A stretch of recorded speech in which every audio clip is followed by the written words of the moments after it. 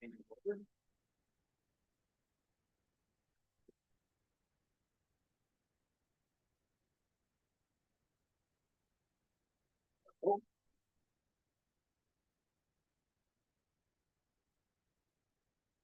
would like to acknowledge that the land we stand upon today is the traditional territory of the Anishinaabe, the Haudenosaunee, and the neutral people. Can I get a mover and a seconder for confirmation of the agenda, please? Councillor Morrison, Councillor Fisher. Comments or questions? All those in favor? Motion carries.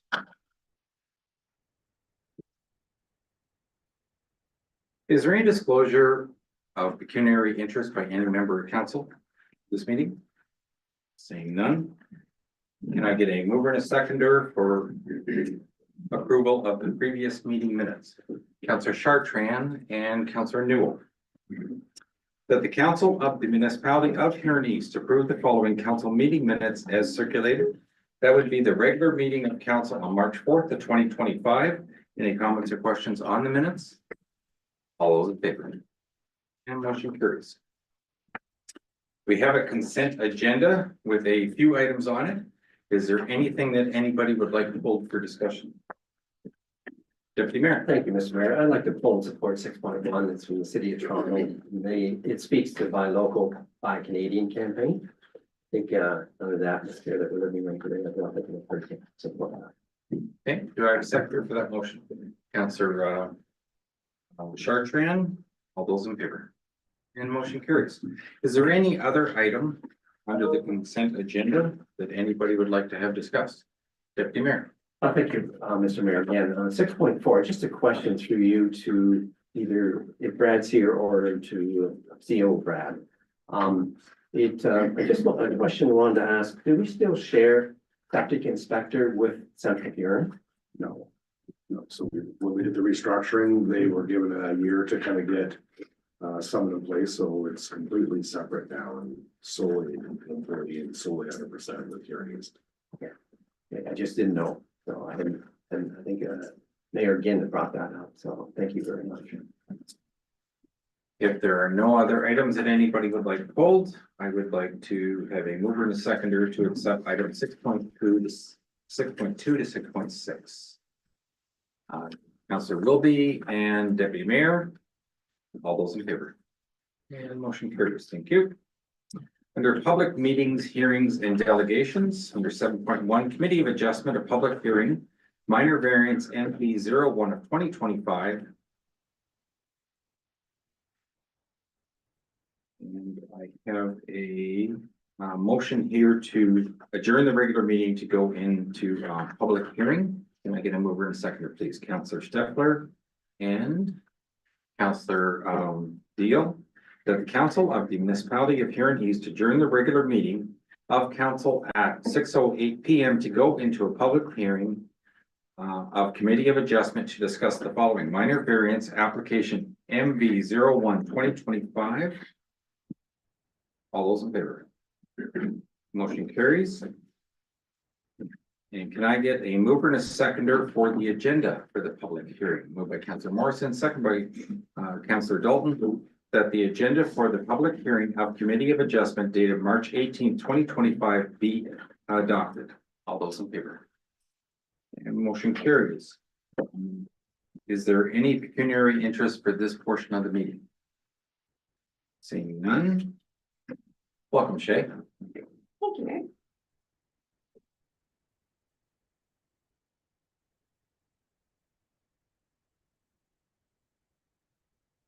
This is the presentation for minor variance application MV 01 2025. The subject property is at 44280 Holland Road, and the owner and applicant is Adam Brecker. Next slide, please.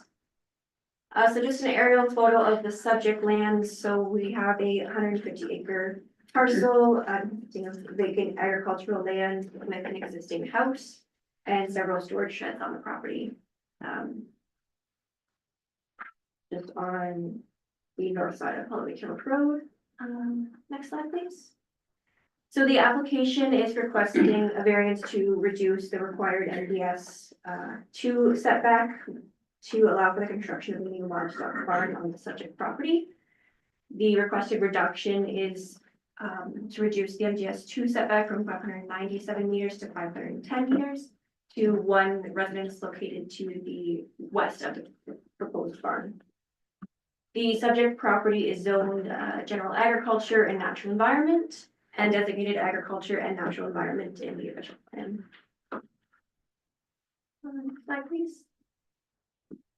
So just a sketch here showing the proposed location of the new barn. So the applicant's proposing a new 2,500 head hog barn with under barn manure storage. And the proposed location is in behind the existing house and shed, utilizing the existing laneway and utilities. The proposed location is approximately 510 meters from the closest offsite residence, just located to the northwest there, or southwest, sorry. Next slide. So I've included here just a buffer map showing what the required MGS two setback looks like to all neighboring residences. So the one in red there is the residence that is affected by the property here. You can see, it's kind of hard to see on this image, but there is a portion towards the south west corner of the farm that is entirely outside of the required MGS setbacks. So we did look at this with the applicant to see if this was a possible location. It was considered, but ultimately noted that this would lead to a larger loss of productive agricultural land, and is a less efficient use of the land, requiring new access off the road, new laneway, new utilities, etc. Next slide, please. Just a couple of site photos of the property. So the proposed barn would be straight back in behind the shed on the left there, straight back from the existing laneway.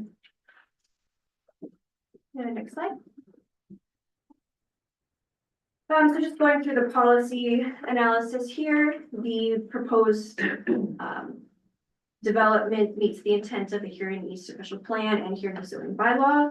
The livestock barn is considered a permitted use within the agricultural designation and within the general agricultural zone of the zoning bylaw.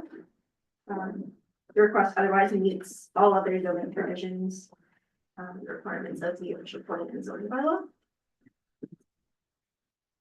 And the application requests a reduction from 597 to 510 meters to the residence to the southwest of the proposed barn. This represents approximately a 15% reduction from the required setback. The requested reduction is just a minor reduction and is not anticipated to pose significant odor impacts to the neighboring property. Dominant winds in this location are from the west and would be away from the impacted residents. The location proposed in behind the existing building cluster will result in more efficient use of the land and benefits from the shared access and services already existing on the site. Proposed location promotes good long-term planning and is not anticipated to pose significant adverse impacts for neighboring residences. As such, the proposal is considered to be desirable for the development of the lands and is minor in nature. Next slide, please. So getting into some of the comments, there was no concerns received from Huron staff or other agencies. A letter from the neighbor to the southwest, which is the residents impacted by the reduction, sent in a letter noting no concerns with the proposed variance. And then lastly, one neighbor, the operator of the farm to the west, towards the east, phoned in with some concerns more generally related to biosecurity and airborne disease associated with hog barns. So I discussed with the neighbor that MGS doesn't account for biosecurity or illness impacts. The neighbors have engaged discussion with the applicant and OMAFA to look into this issue further and see if there is any way to mitigate that. So I did know that we could suggest a condition to provide some leniency for the location of this barn so that it could be located slightly further back, away from the dominant winds towards that barn to the east, if that's required. So next slide, please. So I'm recommending that the minor variance application be approved with the following conditions. So the first one is the standard 18-month approval date, and then the second is the condition that would provide a bit of flexibility. The barn could be located as proposed in the site plan, but it could be a little bit further away to accommodate the neighboring barn if required. And I'll leave it open for questions if there's any on that. Are there any comments or questions from members of council for this time? Councilor Sharkman? So just so I'm clear, the one and only neighbor that's affected by the MDS has no problem with it. That's correct. Thank you. Any other questions from members of council? Deputy Mayor. Thank you, Mr. Mayor. And just a comment through to Shay. Shay, in your comments received, and you spoke about it here, about biosecurity beyond the scope of the MDS document.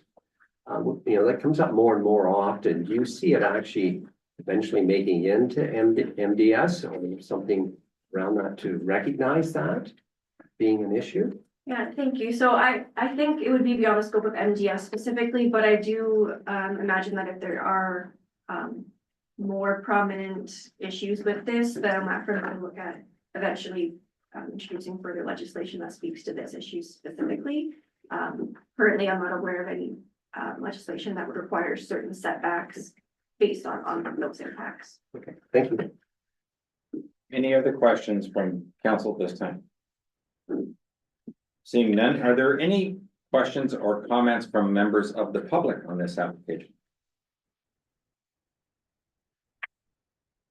Seeing none, then are there any questions or comments from the applicant themselves? Oh, I guess. So I had a meeting with Jeff Robinson, and where the proposal is, where I want to put it, is actually better for his biosecurity. Because where I can build right away is right next to his barns, and would actually, like, the prevailing winds would hit it, and where I'm proposing would not. So he's way more in favor of that than where I can build without doing this, so. Okay. That's all I got. Thank you for the information. Can I get a mover and a seconder for the motion? Moved by Councillor Wilby, second by Councillor Stefler, that the Council of the Municipality of Huron East, acting as Committee of Adjustment, has held a public meeting pursuant to Section 45 of the Planning Act 1990 with respect to minor variance application MV 01-2025, whereas no comments from the public were received and whereas no agency comments were received. Now therefore, the Committee of Adjustment approves the minor variance application MV 01 of 2025, concession 13 as part lot 7 and part lot 8 to permit the following variance from bylaw 52 of 2006. 1, that the variance approved is valid for a period of 18 months from the date of the committee's decision. And 2, the proposed structure be constructed consistently with the site plan submitted with the application, except that it may be moved northwest, provided the setback from the surrounding off-site residence is not further reduced to the satisfaction of the chief building official. All those in favor? And motion carries. Thank you. Can I get a mover and a seconder to come out of this portion of the meeting? Moved by Councillor McGrath, second by Councillor Dalton, that the Committee of Adjustment be adjourned at 6:19 p.m. All those in favor? And motion carries. Next, we have Smith Drainage Works. News report, GEI Consultants Limited. Welcome, Matt. Thank you, Mr. Mayor and Council. Yes, tonight we are here to hear the report from the Smith Drainage Works. This is an existing drainage works that is on 86, just the other side of Molesworth on the Alma Gray Township line. It actually takes in properties in both the former, or all of the former townships of Alma, Gray, and Wallace. It's an open ditch system that was originally enacted as a municipal drain in 1956. I suspect it was probably a natural water course before that, so I don't think it was actually constructed. We did receive a request way back in 2022 from the proponent Marcrest Manufacturing for an enclosure of the stream to permit an expansion of their business.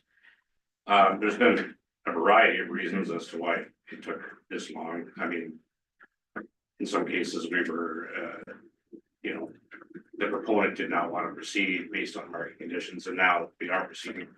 The big delay, however, was fisheries and oceans. This particular drain is considered a cold water stream with sensitive species. And therefore, we had to go through what's called a site-specific authorization process with DFO. That took a long time. We actually thought we had agreement in principle with DFO, and then the person we were dealing with left and went to a different position, and so we essentially had to start again. However, we were finally successful in getting DFO approval for the enclosure and for the other works on the stream. I should mention that at the site meeting back in 2023, both drainage superintendents, the Huron East Drainage Superintendent as well as North Perth one, mentioned that the drain needed cleaned out. And that they were both in favor of a new assessment schedule, since the one they were working with dated to 1956 as well. So those works are also included in this drain report. I did have a chance to walk the entire drain in late spring. I was ravaged by mosquitoes. And it does need cleaned out, although I would say it doesn't need cleaned out from end to end. It's mostly spot cleaning and brushing. So as I say, that work is included in here. The big part, of course, is the drain enclosure to permit the work at Marcrest. So we're proposing 106 meters of 1,200 millimeter pipe going in that drain, reinforced concrete pipe. That's the same size pipe as is under the road. So it shouldn't, it should flow the same amount of water, and there should be no issues as far as flooding goes. That cost, as well as the environmental mitigation measures, which we had to satisfy DFO, will all be assessed to Marcrest Manufacturing. And that, of course, is the vast majority of the estimated $285,000 cost for this project is related to that enclosure. The remainder of that cost is the ditch cleaner, as I just mentioned, and there, of course, is general administration fees for doing the report, as well as that portion that is related to preparing a new assessment schedule. The drain enclosure is, as I said, all assessed to Marcrest. It is not grantable. The other works that I spoke of are grantable. And so we propose, from a tendering and construction perspective, to keep those two things separate if council agrees. Since the Marcrest work is entirely paid by Marcrest and there is no MAPR grant, I believe Marcrest wished to do that work on their own outside of the tendering process. Personally, I see no particular issue with that, but that's up for council to decide. And if you would agree, then that they can go ahead and do that work on their own, like outside of the default timing window, which at this point is July 15th anyway. Estimated assessments, as always, are in Schedule A of this report. And all the landowners present can have a look at that and see what their estimated assessment schedule, estimated assessment is, and that's before grant, of course. I believe our estimates for the clean out are probably a little on the high side, I'll be perfectly honest. So I wouldn't expect to see any 10 over. So rather than ramble a little further, I'll open it up to questions. There are quite a number of great landowners here. Are there any questions from council at this time? Councillor Fisher. Thank you, Mr. Mayor. If Marcrest does this by themselves, or who supervises or inspects it to make sure they don't cut corners or do it on the cheap, yourself or our drain inspector? It can be either. The act permits either one, your superintendent or myself. But somebody will be doing that for sure. It is part of the drain, so yes, it has to be inspected. Absolutely. Thank you, sir. Any other questions of council at this time? Deputy Mayor. Thank you, Mr. Mayor, through you, Matt. Matt, just a question as to, so can Marcrest go ahead and do that now, or does drain need to be cleaned up upstream beforehand? It doesn't need to be cleaned up beforehand. However, they can't actually go in the water until July 15th, Right. so we can't start it today. No. Just wondering about timing, that's all. Yeah, the two can be independent. I Okay. don't see any. Let's get them together. Any other questions from members of council? Are there any questions or comments from members in the gallery?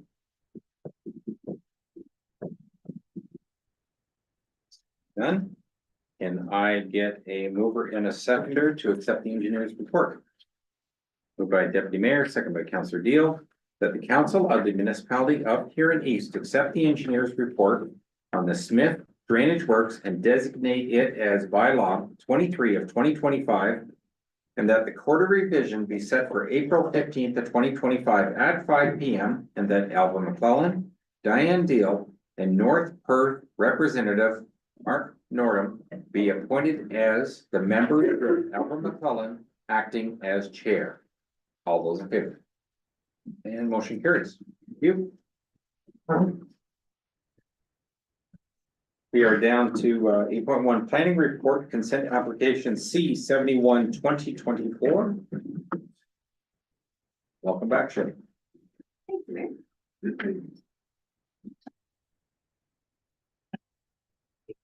So we have a brief presentation on consent application C 71 2024. The subject property is 43068 Burns Road. The owner is Thomas Ryan and applicant.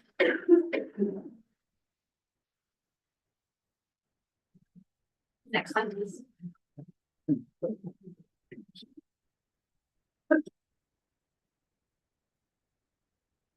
This is the aerial of the subject lands, the proposed retained lands outlined in orange right there, and the proposed severed land is outlined in blue. So the purpose of this consent application is to create a new lot under the surplus car and residence policies. Proposed retained land is approximately 95.7 acres consisting of vacant farmland. And the proposed severed land is approximately 2.3 acres consisting of a drive shed. Note the house that you see on the left image there has since been removed and is planned to be replaced. Next slide, please. Just another severance sketch showing the proposed retained lands in blue and then the severed lands outlined in gray at the bottom there. The subject property is designated agriculture and natural environment and zoned AG1 general agriculture, natural environment and ER 3-1, ER 3-4. We'll note that those ER 3 and ER 4 zones will no longer apply once our updated zone maps are consolidated. The subject parcel is approximately 98 acres in total. It is bisected by a water course. You can see kind of splits through the field there. There are two existing drain crossings over the water course for access on either side of the drain for the farmland. Next slide, please. So a couple of photos of the subject property. So we're facing north, looking from Bridge Road here. So the existing farmhouse was recently removed due to the age and frequent break-ins, but it's planned for replacement. The image on the left shows the area where the existing farmhouse used to be. And then on the right, we've got the existing storage shed that remains just to the east side of the property. Next slide, please. So getting into some of the comments. Several letters of support were received from neighboring landowners. There was 2 letters attached in the agenda package and 2 more letters from other neighboring properties were received after the agenda was out, all indicating support of the proposed severance. MBCA reviewed the proposed severance as there's some regulated land on the drain there and noted no concerns from a natural heritage perspective. And then lastly, municipal staff had no concerns with the proposed severance, but did have a couple comments. So first, the existing septic tank on the severed parcel is to be properly decommissioned and a new septic tank and bed will be installed following building permit for the new proposed house. Cash in lieu of parkland fee required and that the municipal drain assessment apportionment will be required as a condition as well. Next slide, please. So just got a close-up sketch of the severed parcel here. This shows the previously existing farmhouse and the proposed location of the replacement farmhouse in blue just to the east of the previous house.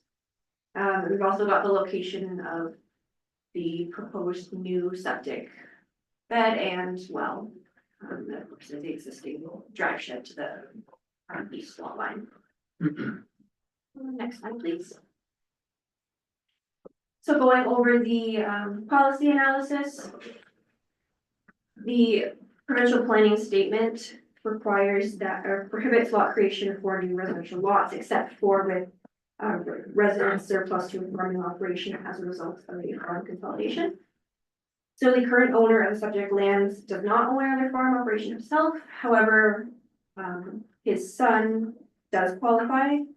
So if council chooses to approve the application, a proposed condition would be that the retained farmland be registered under the name of the son who qualifies as surplus. And then secondly, here the PPS requires that there be an existing habitable detached dwelling on the property to meet the definition of a surplus farm residence severance. As the existing house was recently demolished and has not yet been replaced, although a building permit for the replacement house has been received by the building department. Since it does not meet this criteria, it is therefore not consistent with the provincial planning statement. Next slide, please. And then here I've got an aerial of the previously severed parcel. So to the southeast corner of the subject farm, there was a 2.5 acre parcel that was previously severed off in 1976. Next slide, please.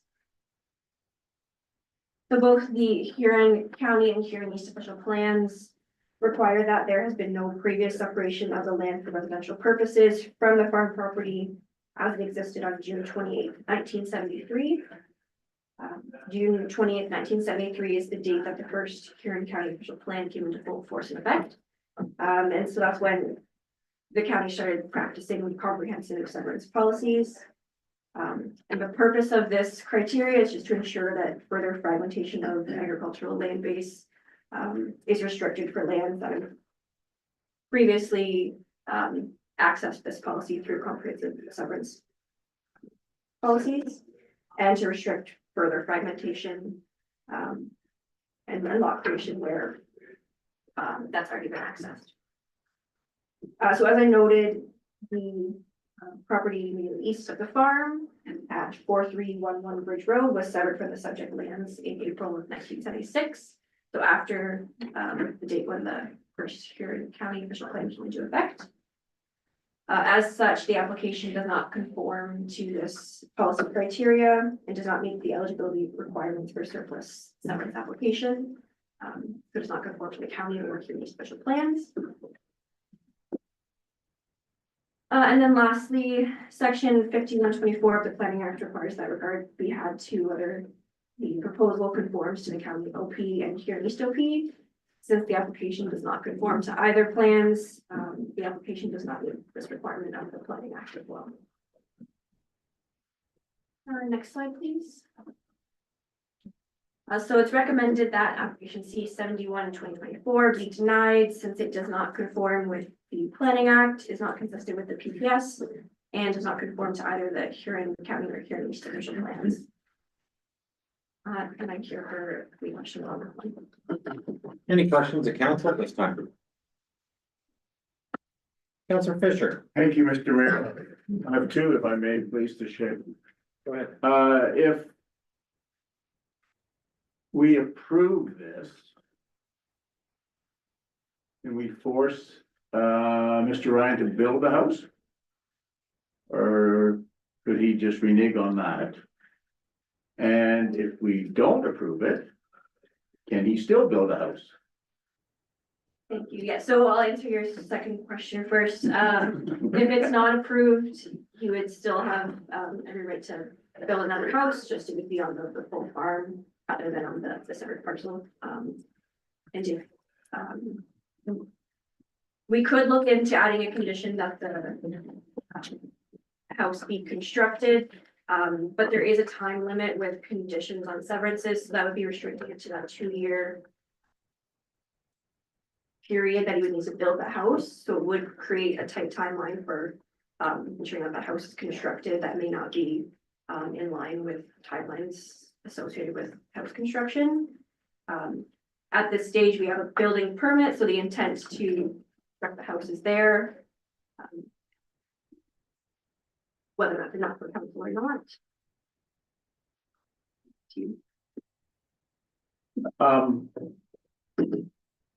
So we could put in this. That he can, we would grant the severance if a house was built within 2 years. So if we put a condition on the severance, it would be tied to that 2-year time frame, because all conditions associated with the severance would need to be filled within 2 years.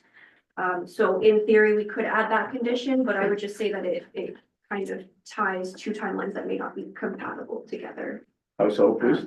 If for some reason the house cannot be completed within that 2-year timeline, then the consent would lapse because they wouldn't meet that condition. So if they couldn't get a builder if they're within 2 years, that's outside of the control of the applicant. It is possible, I'm just saying there are various timelines associated with that. And then if he totally refused to build a house, what is our recourse? If there's no condition to require a house to be built, then it would just be a vacant severed lot, if approved. If you want to add a condition that requires the house to be built, then if the house is not built within that time frame, the consent would lapse. Thank you. Councilor McGrath. So if you build, you can build a house as it stands to replace the house that was there that was demolished. That's correct. So does your opinion change after that house is built? Can he reapply for this severance after the house is built? Yeah, he could reapply. What restriction would he be? What chance of him being denied at that point would we have? So in that case, then he'd be consistent with the PPS because there would be an existing habitable house. Right. What wouldn't change is the fact that there is still an existing previously severed residential parcel on the corner of the lot, so it still would not be supportable from a policy perspective because of that. Because the second severance on the Yeah, property, this would be the second severance. Correct. So we could allow it to go ahead if the house was built, if he reapplied. So if the house was built, he could reapply to us, he could come back, we still have this stipulation that you still have 2 severances. Council could accept it at that time. Yeah, that's correct. He could reapply at any And time. then if need be, then it could go to the county and the county could still reject it after us, right? Correct. Okay. Just so they know. Thank you. Councilor Deal. I think it's been answered. Thank you, Mr. Mayor. So that's what my question was. You can't have 2 severances on the same property, can you? So Residential severances? based on what our policy requires, Yeah. yes. So because there is that previous residential severance, regardless if there's an existing house or not, it still will not meet that policy criteria. So therefore, regardless, it would be considered disputed or unsupported from the planning department's perspective. Okay, thank you. There are some slight exceptions to that rule. And one of them being if it used to be an old schoolhouse that got converted into a house. It was severed off for the schooling purposes, then a severance can still be done for one lot off of the existing farm. Yeah, that was my next question. I didn't think you could build on farmland that had been severed, like residence. So the way that we have our policies today, we do restrict, we prohibit residential development on the retained farmland. That wasn't always the case. So initially, when these policies came out in 1976, I'm guessing we didn't have that requirement, so there was no change to the retained farmland that would restrict. Okay, thank you. Councilor McGrath. How much land is left after, if the severance is allowed? Any idea? So the retained farmland would be about 95 acres. A portion of that is natural environment along the drain, so the applicant may be able to speak better to it, but I'd say 85 acres of workable land. Yeah, I would support it only for the simple fact is that there was a house on the property, so it's not taken out of the farmland. There's still 95 acres of like ground that's workable, well, other than natural environment. And we're looking for housing, so. Yes, you're right about the school property, we got into that in the Tuckersville word, many years ago, but. I don't know the land personally, but. Good farmland or other case, so you're not gonna farm it because you're not gonna tear a shed down and start plowing up laneways and start putting corn in there, I'm sure. So I would support it, that's my personal opinion, only for all the situations laid up, and there's 95 acres of land left, one form or another. Councilor Chartrand. So, just so I'm clear, so even if they were to build a house on that property today, because they're replacing the one that was tore down. And if they reapplied, the county still would deny it because it doesn't meet the requirements. Yeah, so it still would be unsupportable because of the previous sentence. It would just meet the criteria of the PPS that required there to be an existing. Even if he changed the name to his son's name, built the house, he still would not meet the requirements That's correct. because of the second severance. Because of that previous severance, that would be regardless of. Councilor Stafford. Yeah, I think Councilor Chartrand and Shay answered it. Just simple transfer of ownership between father and son wouldn't change much here. It still wouldn't change the fact that the Correct. previous severance that doesn't move that Thank you. policy is.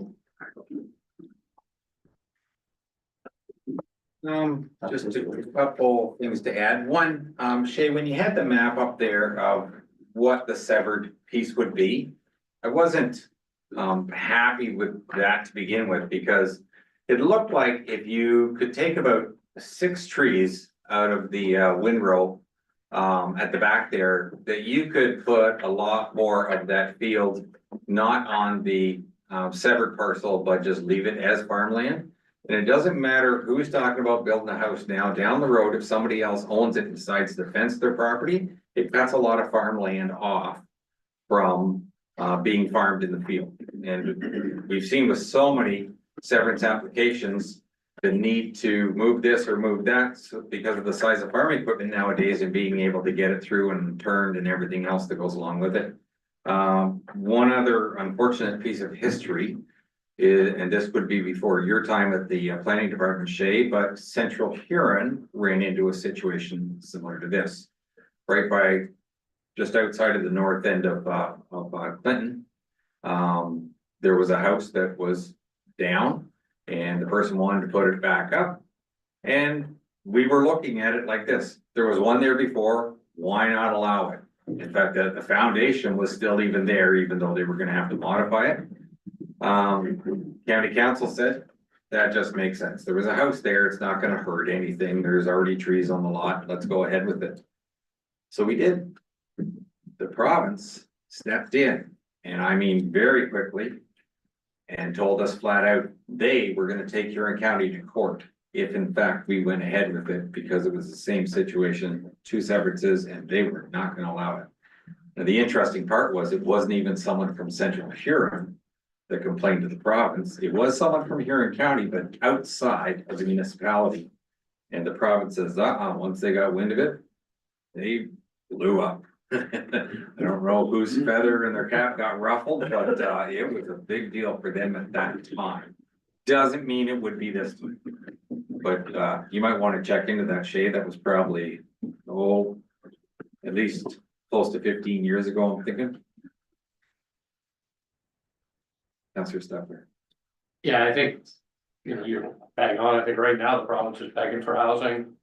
Giving for things, so yes, it may be relevant, may not be relevant. But, you know, I agree, this is family, this is everything, we're not taking much away. I don't really see in our end much harm or foul.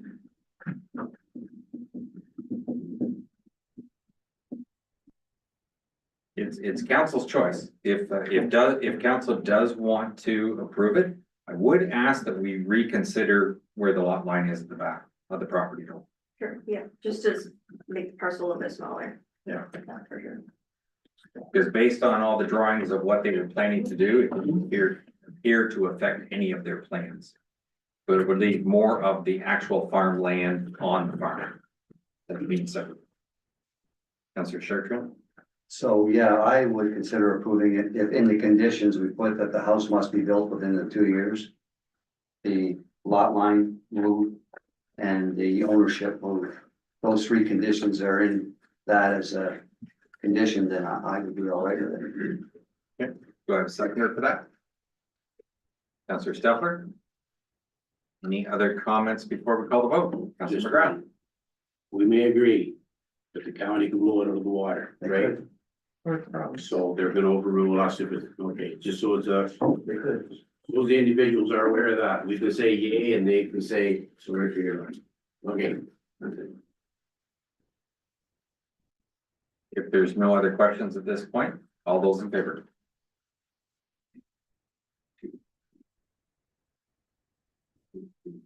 Five, six, the motion carries. Thank you.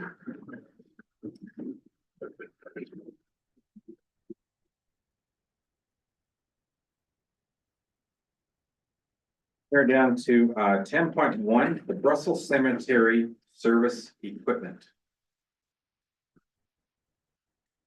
Who's bringing this one forward? Okay.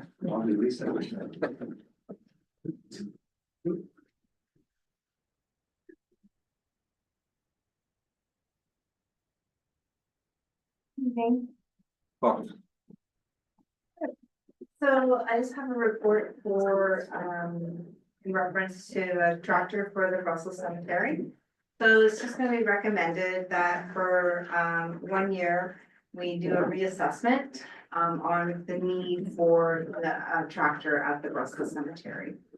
In the past, the grave openings or the, services were provided from local, contractors close by, and since then some people have retired.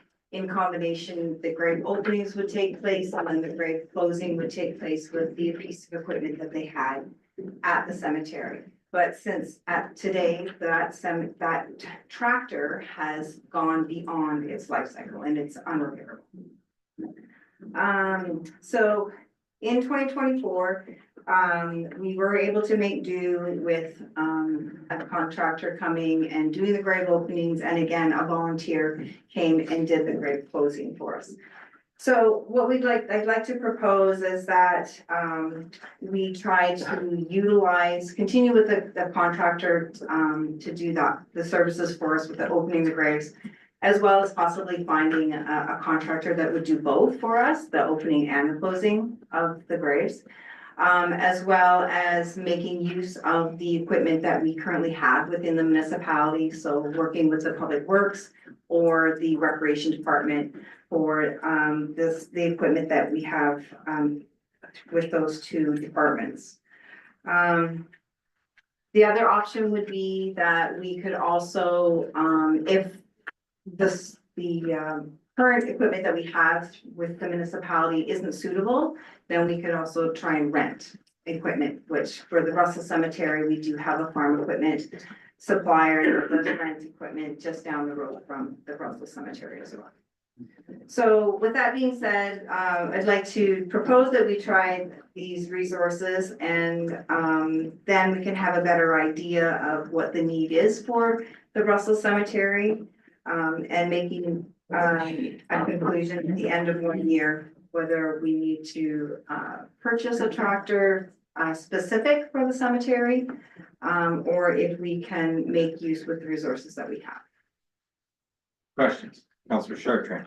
Just so I'm clear, at least, so our tractor that we have that's no longer.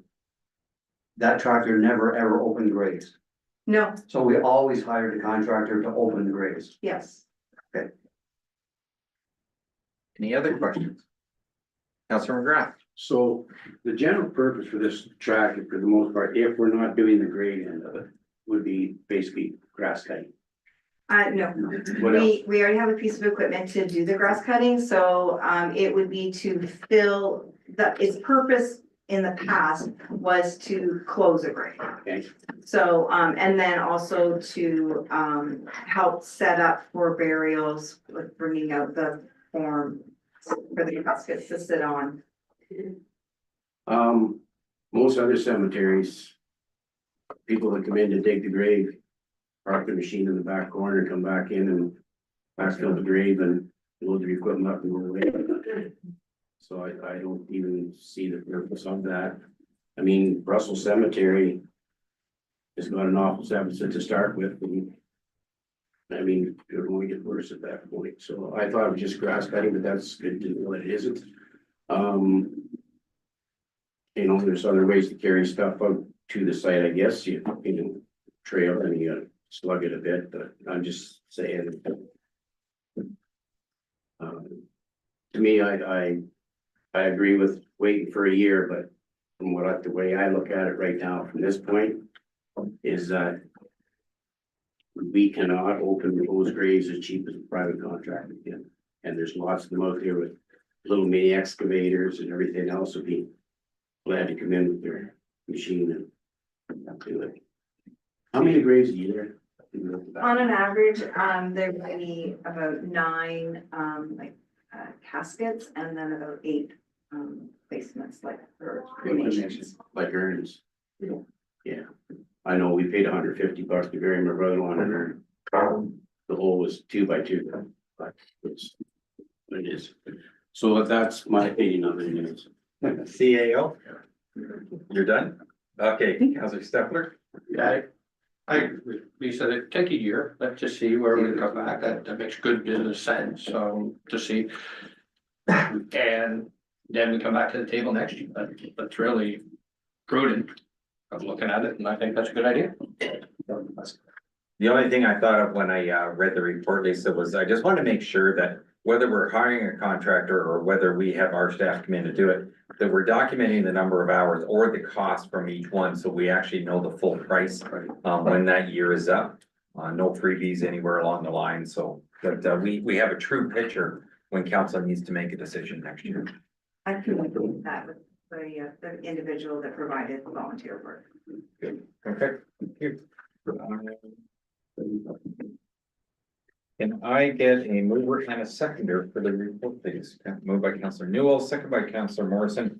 That the council of the municipality of Huron East direct staff to conduct a 1-year assessment to evaluate the need for additional equipment for the Brussels Cemetery. All those in favor? Motion carries. Final budget. Who's doing the presentation? No presentation, but I can certainly speak to it, so thanks to our new treasurer as well, so she had a great part in this process as well, and providing some of the responses. I won't go through all the individual changes noted there, but I will highlight a few things in terms of, so the county did finally reach their final levy. And so we were able to calculate what the tax rate would be, and our new treasurer has done those calculations, and she can speak to it far more eloquently than I can. But based upon the conclusions we have there, we're looking at where did I get that now? 3.4, sorry, is that 3.4? No. Really, sorry. It's 4.1. 4.1. 4.1, yes, that is it. Thank you. About 4.1s in here, but 4.1% overall levy for tax rate increase. So that's kind of the ballpark that we spoke with when we first brought the budget on February 18th. We did make some adjustments. I think they kind of made it essentially a wash throughout. So I guess beyond that, we've given some examples for council to understand what that tax rate represents. So For a median residential assessment of about 202,000. That increase would represent about $118.59 per year. And then for a medium farmland assessment of about 1.176 million, that increase would represent about $172.60 per year. So just to help council understand what that 4.1% tax rate increase would represent. Happy to answer any questions, and our treasurer as well is here as well to be able to answer any questions you may have. Councillor Chartrand. Yes, I have a couple. So I'm still having a hard time understanding the revenues at the Brussels Arena. The reason why we were told is because it was open 1 month longer. Between minor hockey, old timer hockey, and ringette, by opening up 1 more month, we've increased the revenue by $39,600. That seems extremely high to me. Denise, do you did some analysis on this, so. Yes, sorry, I'm just pulling it up. So when you look at the machines that were in there from 2024, Yeah, we were, there was about $20,000 that got reported in 2025 that we had to move back into 2024. The invoices for November and December ice rental to Brussels Minor Hockey got recorded in 25. So there's a reconciling item that pushes it back. And then I just did a short analysis. I took the minor hockey, old timer, curling, figure skating, broom ball, those amounts. I got a monthly amount roughly at 5.5 months, pushing that out to 6.5 months, and came pretty close to what's in there right now. I'm curious to know what the 2023 actual was, because that was explained by the CAO that it's every other year this happens. So we knew what 2024 was, and 2025 was gonna be the extreme high. What was 2023? Yeah, so you also then factor in that user fees inflate over time here as well, right? So we have the CPI roughly Yeah. 3%, let's say. So 2023 totals were about 97,000. So if you inflate that 3% and then 3%. It just seemed awfully high to me for 1 month longer. Yeah, so there is some inflation in there for sure, and then, I'm pretty sure 25, there might be a couple added hours with Huron Heat and the Lakers as well. That are factored in there. My second question is in administration. So, as we all know, we've spent a lot of money over the last few years putting new offices upstairs, new offices downstairs, new office furniture, all that stuff to accommodate our additional staff that we have. I'm curious as to why we have another $65,000 in the general account. I understand that the roof's got to be done. There's also 15,000 for office rental furniture, but there's this additional 65,000 down at the bottom. What is that being spent on for this year?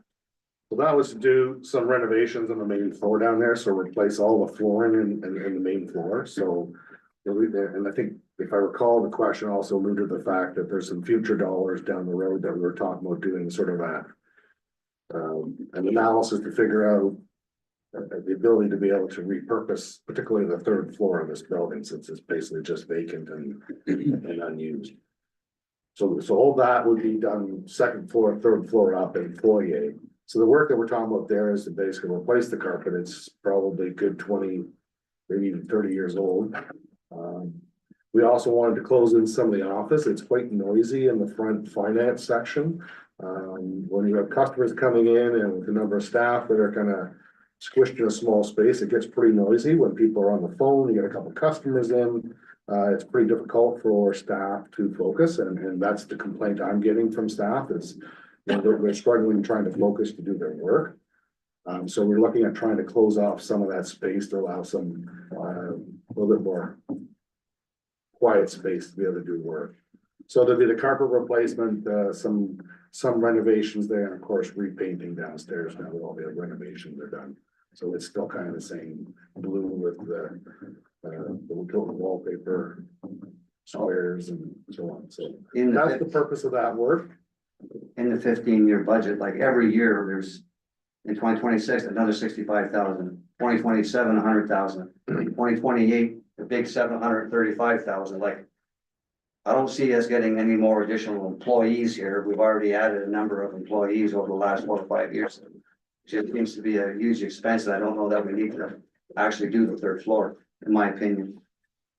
And you may not, and that's not a guarantee. Certainly the intent was that year prior to that, we would look at a feasibility study to see what the viability of it was and what the functionality would be. So that would be the first step, and then based upon that, council will make a determination whether they wanted to make use of that space or not make use of that space. No guarantee that you're gonna go spend that 700,000, it's all, and it was all meant to be part of a grant application. So I believe we were looking for 2/3 of a grant application. If we were gonna ever proceed with it, that's the way the funding's set up for it, so. Yeah, I look at those two things as mutually exclusive. One is a potential, and one is what I would believe to be a necessity in terms of trying to accommodate and provide the proper workspaces for your staff. Okay, the fire hall, originally in the original budget, we had budgeted, I believe, 60 or 65,000 for the C4 fire hall to upgrade the washrooms for, female washrooms and offices. That got slashed because of fire hoses, and now the fire hoses have gone down. And we left only $15,000 left in the C4 budget. I know you've got a plan in here for the C4 fire hall that we saw before, because you brought that plan to us a couple of years ago. That's kind of long range, that plan, buying land, getting the county involved, that's out in the future. We got homecoming coming. The C4 fire hall has been asking for money for the last 3 or 4 years. We keep on cutting it and cutting it and cutting it every year. They need a lot more than $15,000 to do some upgrades there. Even if we are planning in 5 or 6 years building a new fire hall, I don't think we've left enough money there. And if it was my opinion, I was gonna move money from administration to the fire hall, or half and half, something like that. Different reserves. Different reserves, but I'm just saying, I understand your future idea of a new fire hall and combining town hall and an ambulance station. That doesn't help out the immediate needs of the C4 fire hall today, in my opinion. You've got two separate concepts there, Councillor Chartrand. So it was the county that originally approached Huron East Yes. about having a joint fire hall EMS station. Yeah. And our former CAO Brad Knight was wanting to put the town hall operations into the same building. That's not what's being proposed No, I know. in this. I know. This is just a Huron East project only. And I know the CAO has already gone out, got pricing from realtors of what they can get for the properties that we own. Those were actual realty prices? Yes, yeah. So I actually question them too. Yeah. But that's long range. I mean, we don't even know what land or where we're gonna build it if we do.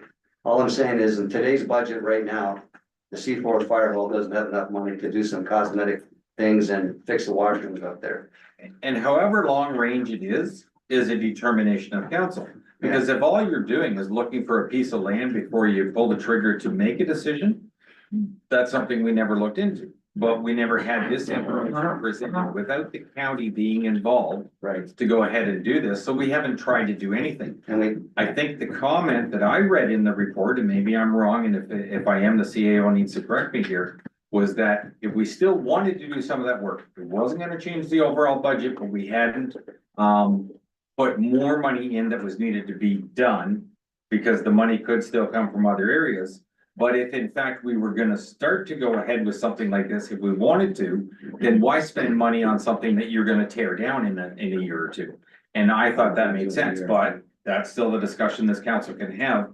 And I do want clarification whether I'm right or wrong. Did I read in there that if we still wanted to do something, you didn't have to change the budget because it was coming from different there's sources? only 15,000 there right now. Yeah, so I mean, so there's money in reserves, so council could essentially amend the 2025 budget to include some additional capital dollars to do something to see for it.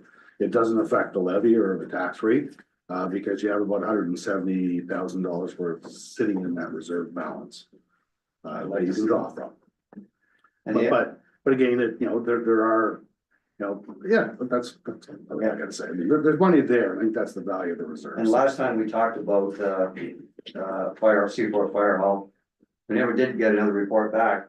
It was suggested by council. Could we renovate the current one? Could we add bays on the current one behind, beside, west of it? Could we modernize that existing location? We never did get pricing or quotes or anything on that. And again, that's something that could be done in the future, as well as looking for land. We could be looking at more than one option. We haven't. And then my last comment is,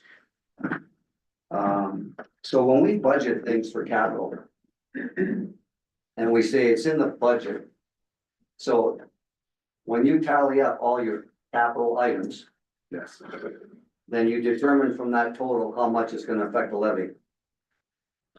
no, not, that's the way you used to do it. Now that we've started reserve contributions, so you put money into reserves, so your reserve contributions are part of your levy process.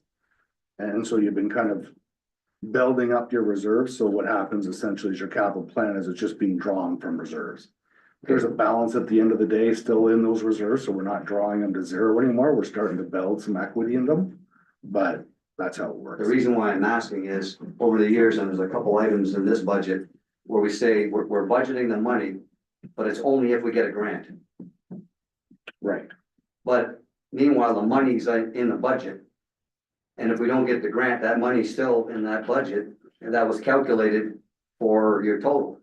it's not though, it just means that you won't pull from your reserves. Yeah, so I'll give you an example, there's a $60,000 line item in to resurface the tennis courts, Correct, pending a grant. right, And if the grant doesn't come, you've already added that 60,000 in your total capital. no, it's being funded by the grant, so if you don't get the funding, you don't do the work.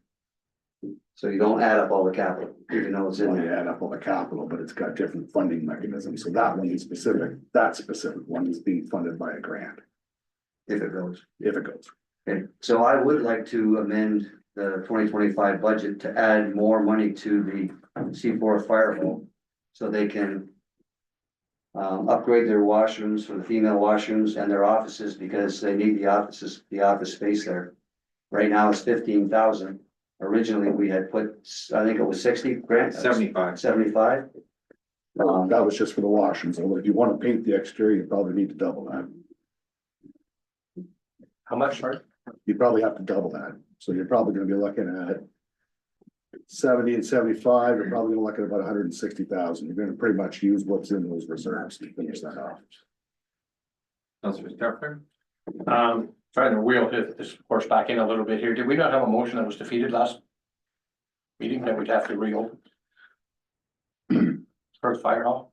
I think that was for the painting, wasn't It was to add 75 to your capital budget for the C4 fire. So on top of the original? On top of the original 75. Right. Okay, I just want to make sure we're fine. Good point. Councilor I'd like to see the ice resurfacer pulled from Brussels. I'll give you my reasons. And I didn't call it in because council should hear the conversation, the argument. We're basically dealing with the four-wheel drive truck and the farm tractor. We're dealing with a truck and hydraulics. And it's 10 years old. Doesn't go by the mile, it goes by the hour. So if it had 10,000 hours on your ice resurfacer, that's 50,000 miles on your powertrain, your vehicle. It consists of hydraulic hoses and cylinders and blades and stuff, so I find it very tough. Just who puts the 10-year lifespan on it, number one.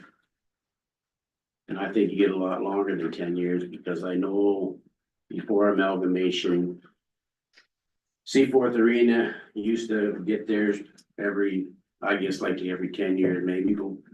The Olympia people could not wait to get a hold of our old ice resurfacer and spend $1,000 on it and ship it off to another arena.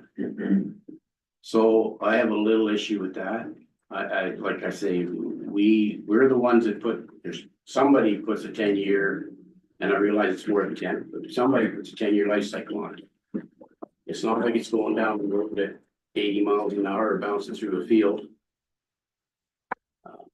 So if somebody can explain to me if it's badly wore out or if it's breaking down or. Like it's a good chunk of change. And that to me, that's.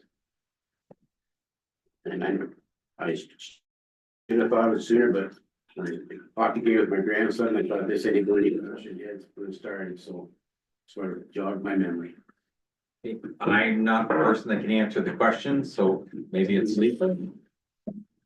If not, I'll work my way around the room. Can you just repeat that a little bit more for me again? You're looking for? Take the extra purpose out of the Russell Arena. You wanna take it out? Out of the budget. Out of the budget. Out of the budget. Well, currently, the ice resurfacer in Brussels has had some failure. But to date, we have had some repairs on it and it's so far to date, it has been sustainable. There is the possibility that you could take it out of the budget, but at the same time, if we continue to have problems with it. And what's frustrating with it is past its life expectancy as well. Is that failure happens in the middle of flow. So that makes it really difficult, puts a lot of stresses on staff. Now, if there was a situation, the suppliers, the companies that we purchased the ice resurfacer from, if we did have failure, they would provide us with a loaner. But most cases that they would provide that for the loaner until a brand new one was built. Or if they have to take the other one away and again, do more repairs on it. So again, it's kind of that situation of how many more times do you continue putting repairs into something? So what failures, Lisa? I can't recall it right off the top of my head, but there was some issues with, it wasn't, the ice wasn't coming out properly, so then it would, I don't want to say jam up. And then they couldn't resurface the ice. Yeah, but I mean, I guess what I'm coming at, these are minor problems that could like to be corrected. The other thing is. Reasonable. And I'm not saying forever, but I'm just saying, I really find it hard. Like if that thing was running every day in the city of Toronto, yes, okay, I get it. I understand it. We use it 4 months of the year. So that's what I would like to see removed in the budget, and I respect what you're telling me, Lisa. But at the end of the day, we used to send them wood, and the Olympia people would replace hydraulic hoses and replace whatever sort of go through them, front to back, and fix these little things up. And they have. The Yeah. other thing is too, is that, the Seaforth Arenas Olympia was supposed to be replaced first. But because of the condition of the Brussels one, we put Brussels up as a priority, so you also need to take into consideration that if you defer the Brussels one, now we're deferring the Seaforth one as well, like we're gonna be in a spot where then. we're gonna have I'm aware of that. I'm aware of deferring them both, to be honest with you. So that's first. CAO. And I appreciate the council's comments. I really don't recommend that we defer it. I think based upon the conversations I've had with staff, that the question I asked them was that it's gonna take a year to get it. I said, are we gonna last a year? And they said, they'll make it work a year, but that's the best they're gonna be able to get out of it. So that's the message I'm getting, and that's based upon the information that we have had probably in the last 4 months, probably 2 or 3 breakdowns with it right on the ice surface, which has created some challenges and some, quite frankly, some embarrassments. I don't, council can make their decision, but I really strongly encourage council to keep it in the 2025 budget. I did make a list here, so I hope to get to everybody. Councilor Dolan. Thanks. I was just kind of wondering if there's an amount of money that we could hear that has been spent on it and it'll go this spring or summer back to being like Larry said, we usually go over them, at least my experience with the Seacoast one. And how much we've spent on the one we have. Just so we have an idea of what it's costing us or why this breakdown. We haven't heard much about it. Is it in the budget, what we've spent on it? Is there any repairs? In there. But the repairs, have we got any notes on that? I'm sorry. Almost there.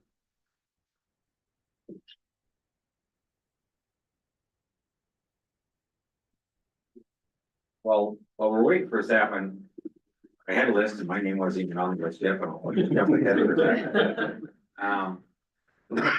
And McGrath, I understand your comment, and there's been lots of times where we said, you know what, we're gonna hold a grader off for 1 year, or we're gonna hold a pickup truck off for 1 year, and we get by, and we do, we absolutely do.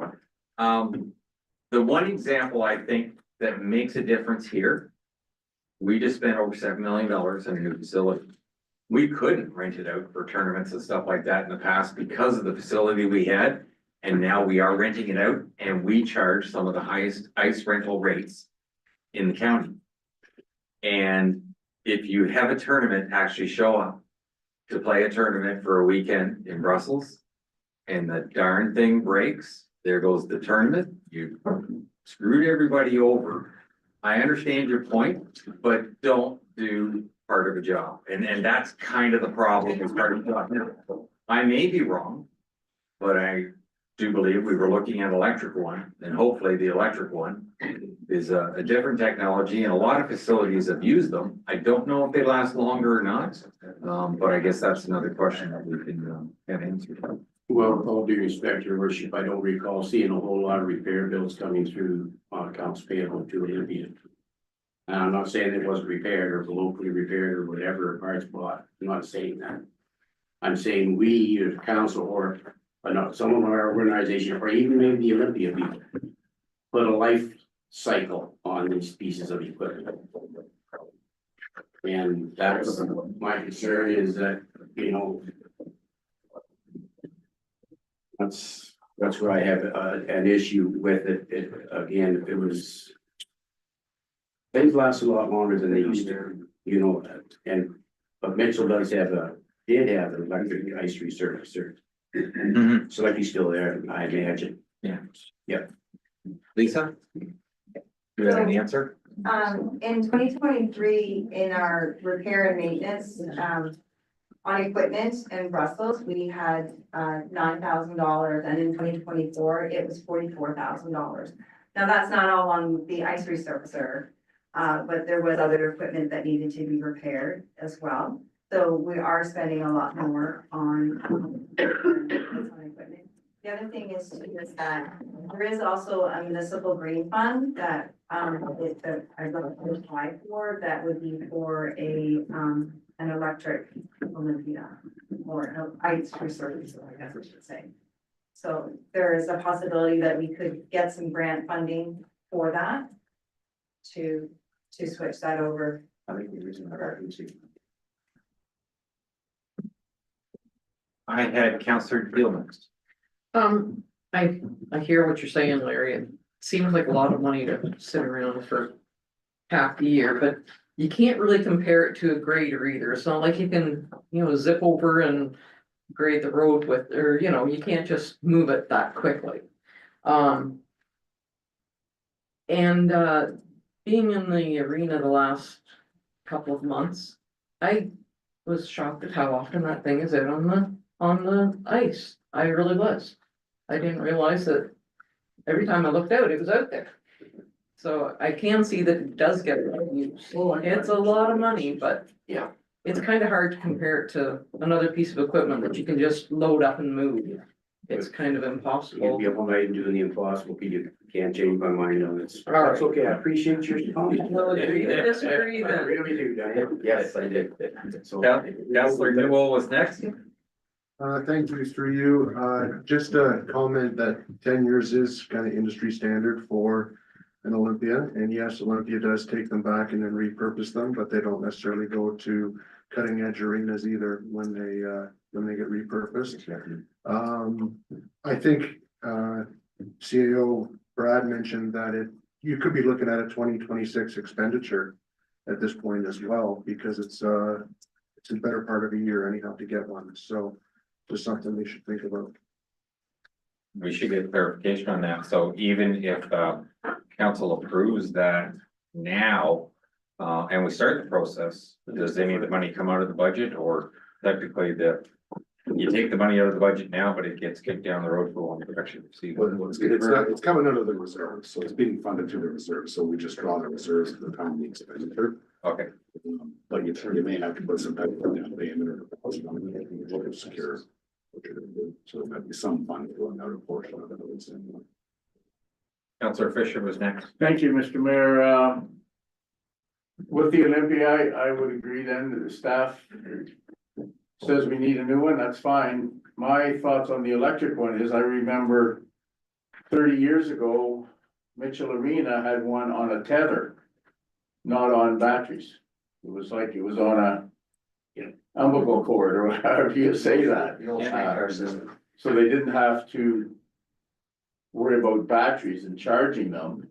I don't know if though that style is still available, but I would like to ask for a report on what kind of electric Zambonis there are, batteries or the how do you say that? Umbilical cord, thank you.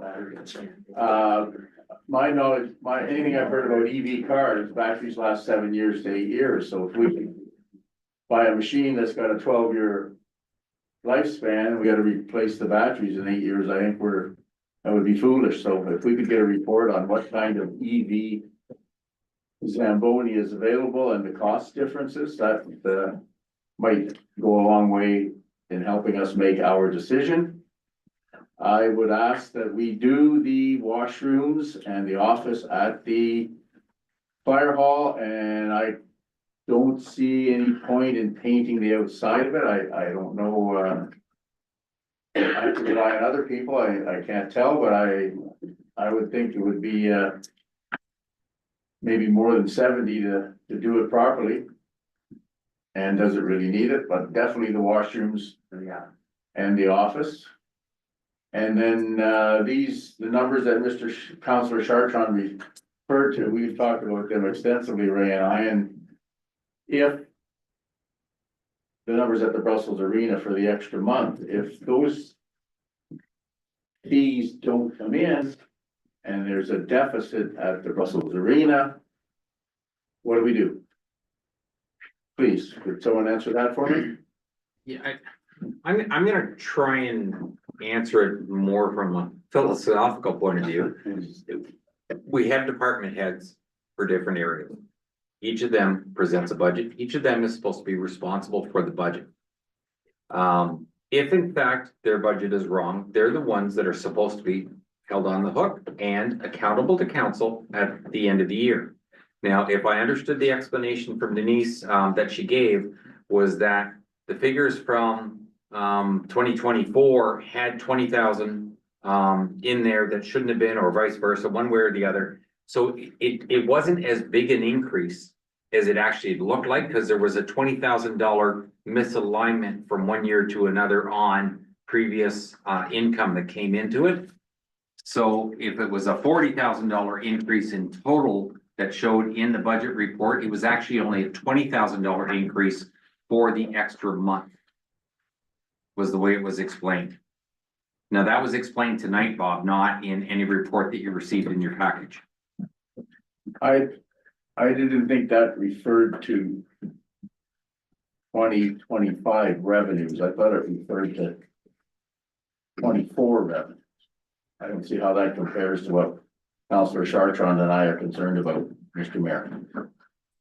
Good. If I'm wrong, Denise, please correct me, but if I was close, can you please just sum it up again? No, yeah, that was accurate. It referred to the 2024 actual.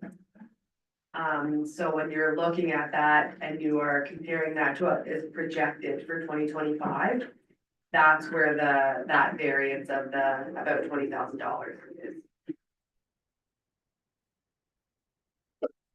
But just to follow up, staff have still done their analysis looking at historical patterns and historical actuals to be able to figure out whether 25 makes sense. And based upon what's being proposed for 25 in terms of bookings, which quite frankly, we're almost halfway through those revenues. I still think staff are confident that those numbers are correct. In terms of the revenues from the ice rentals. Okay, and then if those numbers aren't met, we definitely don't wanna go back to the 20 years of deficits accumulated and wait for a windfall. So what happens if those numbers aren't met, please? So the end of the day, the deficit is a situation on the collective whole budget, so it's not on a department by department basis. Before you guys actually budgeted based on a deficit, you budgeted a deficit. You said we're gonna be underfunding this department for $10,000 a year. That's just what you did. And I think it was on the hopes, I can only speculate, it was on the hopes that you get more revenue, you wouldn't have your deficit. Well, we're not doing that anymore. We're saying this is what we believe the revenue will be. This is what we believe the expenses to be. Lots of things can happen in the course of the year. So, you know, something could happen, revenues don't happen, a league collapses. Lots of things can happen that aren't necessarily at staff's discretion. So let's just imagine that scenario. We could have an expense that happens that we didn't plan for, that we need to do. Maybe if we don't put a nice ice resurfacer in their thing, we have to buy an ice resurfacer. No, I'm just kidding. But if we ended up in a deficit of that department, then we'd be looking for other departments to make that up and try to capture that. So that, you know, and typically what staff do, and hence why we bring quarterly reports to you, variance reports to you, is show that we're tracking the progress of all the expenditures.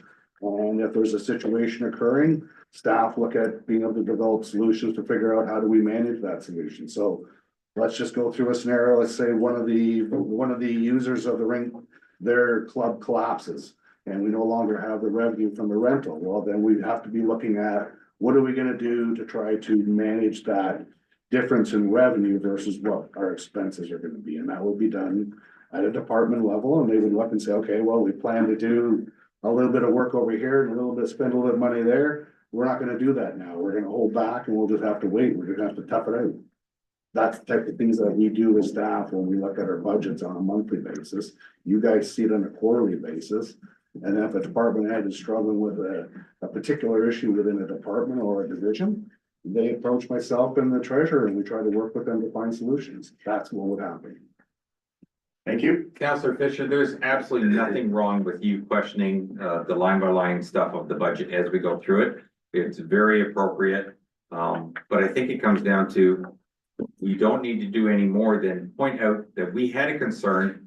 But if staff tell us that they're confident with the calculations they did, I think we need to accept it for the simple fact that I don't want to be the guy responsible for making up the budget. It's not my forte. I'm pretty good at going through numbers, but it's not gonna be my specialty because I don't work in that department. I agree. If you think something looks out of whack, please point it out. Give them the opportunity to give it a quick review. That's the right thing to do. But at the end of the day, if they want to stand their ground, we'll make them own it at the end of the year. That's all there is to it. Now, sometimes there could be extenuating circumstances that nobody was aware of. Those things do happen. We had more snow this year than we had in the last 5 years put together, so it does happen. Councillor Chartrand was next. Yeah, through you to Denise, I could please, in the BMG Community Center. For the total budget, in 2024, we budgeted 1.1 million. And we came in at actual in 2024, 1.860, like $704,000 more. Is there a particular reason why that was that high? That might be because of the carryover deficit from the expansion. Carryover deficit. So, sorry, the pledges. The outstanding pledges that we have being collected. $704,000 worth? Yeah, I believe it was, I think carried over was 675 maybe. Don't quote me on that. I would have to look into it, but that is. It caught my eye like a significant difference because we only budgeted 912,000 for 2025. When our actual in 2024 was 118. Yes, and it'll be, 2023 financials have not been closed, so the rollover has not happened, so that opening deficit won't have been corrected yet either. So that'll be what that big increase is with the actuals. I think Counselor Stefler was next. Yeah, no, I'm not gonna be very short and sweet here, and this is, we have to trust our department heads. They're the ones that do the budget, unless there's anything hugely gross outstanding. We have graders breakdown every day, we have things breakdown, we adapt, and their budgets for a reason, so we'll keep up the good work and we'll head along. Deputy Mayor. Thank you, Mr. Through you to Lisa. Lisa, just a couple quick questions, and if you don't know, just text me the information. I just wondered how old that the ice surfacer is now. I know you've mentioned that's getting near its life. I don't have it actually. No, and I don't need it right now, just if you could do that. And does it go in regularly for tune-ups like before the fall season starts? Is that a thing anymore or not? Because I think Councilor McGrath mentioned that used to be a thing where they would either send a representative out to go over it before the season started. They used to do that. Yeah, both of them go out actually at the end of the season, so this spring, both of them do go out for servicing. They actually go to the Olympia. Yeah, they do function. Wherever they are, and then they get like tune-ups and overhauls and then they're brought back. Because I just wondered if we got a lemon, that's all. You know, it's constantly breaking down because usually them things I thought were pretty good, but. For that, so Must be. thank you. If you could just text me the age. It's like on Wednesday or Friday. If I could follow up through you. Yeah, go ahead. Brad, Brad, back at using reserves to balance the Brussels Morrison Gray, the Brussels Medical Dental Center. I think you've got $19,000 or $1,900 in there. Well, instead of pulling money from reserves, why don't you just run the deficit and pick it up to the levy? Because we don't want any of the medical buildings to cause any impact to the levy. So both the Huron East Health Center and the Russell Medical Building, we run them as basically almost sort of independent entities that are financially independent. Okay, I understand That's that. the best way. We certainly can, but that's kind of how we've traditionally run it. Oh, okay. Right. I thought it was normally we just run it through the levy. That's what I thought. don't. So, No, we always try to make sure that it did not have an impact on the levy. and one more question, and it's just a comment under the Brussels Library, you have $9,000 there for capital to repair eavesdrop and install snow stops on the roof. Does anybody on staff, do they customarily go around and check roofs? John's the one that brought it to my attention that there's been damage. Right.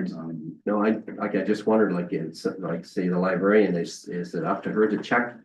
You know, It wouldn't Stuff like be, it that. wouldn't be the librarian staff, it would be our staff, Okay. because that's not their I'm just- obligation. just wondering what the number of roofs we have, if somebody actually goes around and puts eyes on stuff and. John typically does to watch what's happening, and so that was a situation. We had a little bit of some issues with some snow causing damage in the roofing and the Brussels. Because it wasn't the appropriate snow stops in place. So he's worked to make sure they got put in place. The issue here is that the Brussels library, where there are no snow stops. So snow, when that thaw happened, all that heavy snow just came sliding off, and we took the drop and saw it with it. Thank you, Mr. Mayor. I thought I heard some, Larry, did you say the Olympia was a 2011? I thought The one at the, or the Regis, 13 years old, I thought it was someplace 2011, remember when, because it was actually over. 12 years old, could have come after I Yeah, started. it's 2011. 13 years. Yeah, time goes, but it's. Yeah, so That's so Seaboard, they or- did confirm it No, was that's the- 2011, so it's certainly well past the 10-year Yes. time frame. Okay, I think I caught everybody on the list. Was there anything else at this point? No, the only thing is, there was two things, what we were gonna do with the fire department Right. and Counselor Stefler was correct in the fact that council already made a budget about, or made a motion about the 75,000. I guess the only thing we need to know is there another explanation, or is there a way that if we decide to go ahead and do more work than what was originally decided, do we need to change the levy, or is there other monies available? The money would be funded through the reserve, so all I need is a motion from you guys saying that you're gonna fund. You're gonna spend an additional, whatever the number is, I'm not sure what you guys agreed to, but let's just say it's 75,000, That's so what we revision funded. from the reserves. Yeah. That's all I need. Okay. That could be an amendment to the approval of the budget. Yes, Councillor Chartrand. So I'll make a motion that we take $60,000 out of the reserves and add it to the 15,000 that we got currently in the budget, which brings the C4 fire hall back up to 75,000, which was the original budget. The budget, the motion that was passed was for another 75, and that got, we're not asking for an additional 75. We're asking for the original 75 that was there for the washrooms and the offices.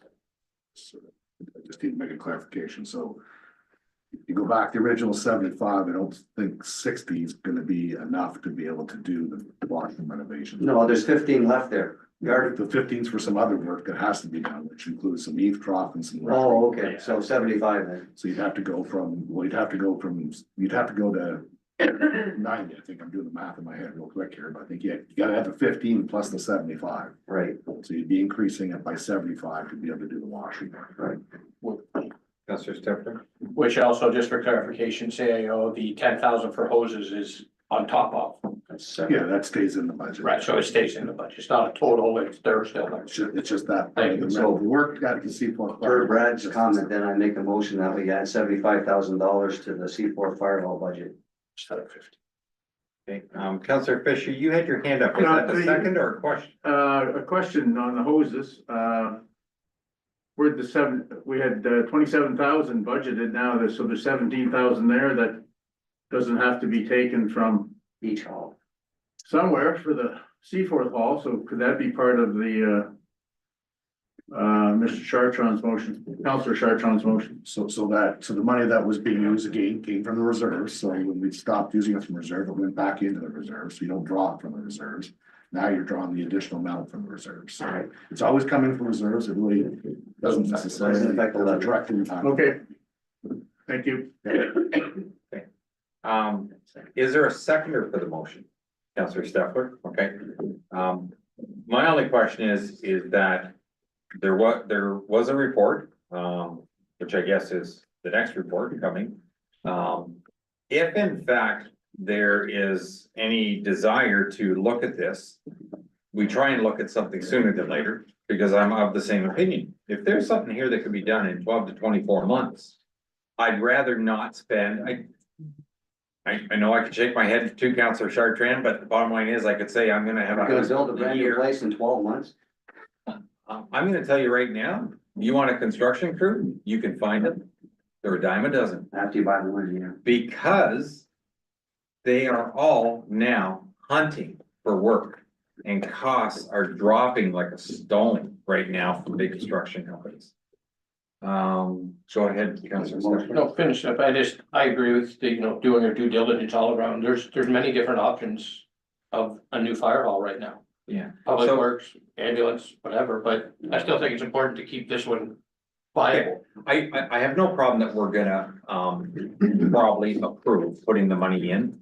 Just the fact that let's not just say, well, the heck with this other one, there's no way it can happen, because there is a possibility it could Well, happen. absolutely there is. And I would say that let's not next Tuesday, go ahead and spend the 75,000 before we've had a chance to even look at any other options, that's all.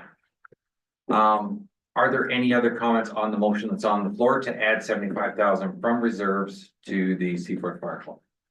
All those in favor? I'm gonna say I'm number 6. I wanna keep an open mind here, so motion carries. We are, Sorry, was that, can I just clarify, that was just for, is that also approving the 2025 budget with that amendment, or are you gonna take the budget separately? we will do the budget separate. Now, well, actually, one other thing. So, there was 2 items that were brought up for discussion. One was the fire department, the other was the resurfacer. So, the request was, there wasn't a motion, but the request was to remove it from the budget. So I have to give everybody equal opportunity here. Larry, did you want to make that as a motion at this time? I'll make it as a motion, expect defeat. Okay. Larry, I gotta give everyone a fair shot. That's good. I appreciate that, your worship. Is there a seconder for the motion of removing the ice surfacer from the budget at this time? I'll make that motion, put it on the table. Okay, so there is a mover and a seconder for a motion to remove the ice serve from the Brussels Arena from the budget at this time. Are there any other comments or questions? Counselor Steffler? Should I ask for a recorded vote? Sure. Everyone's allowed to. Just give me seconds just to.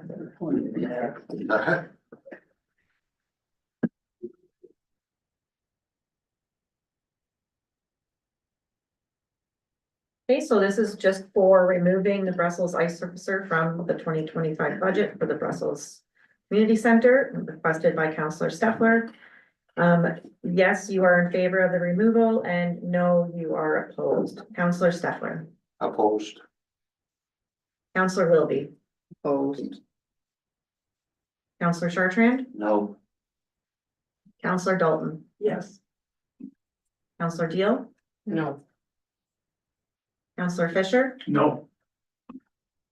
Mayor McClellan. No. Councillor McGrath. No, yes, sorry. Okay, there for a minute. Yes. Deputy Mayor McClellan. That's what I was here, except for your feet. Councillor Morrison. No. And Councillor Newell. No. 1, 2, 3, 4, I didn't 5, vote. 6, 7, Very 8, much. 9 opposed. And 2 in favor. So that motion is defeated. No, really? Wow. I didn't know that. What's that? We're gonna left 5 minutes early. It's, And I gotta make sure. I'm everybody's gonna entitled to their here. opinion. Motion to approve the 2025 budget. That's right, yeah, okay. Can I get a mover and a seconder for approving the 2025 budget as discussed and presented at this point? Moved by Councillor Yeah, I have Fisher. a question, Mr. Mayor, please. Okay, go ahead. My request on the new Zamboni for Brussels to get a report, will that be followed up or on what type of electric we can get? We absolutely can make that a motion. The other motions had to do with the motion that we had been discussing. So that's why I did them in front of. That motion we can do right afterwards, not a problem, because it doesn't affect the actual passing of the budget. It just affects what decision we make when we go to purchase the Zamboni. Thank you. Okay. so Councillor we're Sherman? approving the 2025 budget pending the change that we made with the Seaforth fire hall. No, we've already approved that will be the change with it. Okay, so the approving 25 budget as amended. Okay, as amended, yeah. Yes. Do I have a mover and a second? Moved by Councillor Wilby, second by Councillor Steffler, that the Council of the Municipality of Huron East approve the 2025 budget as presented and amended. All those in favor?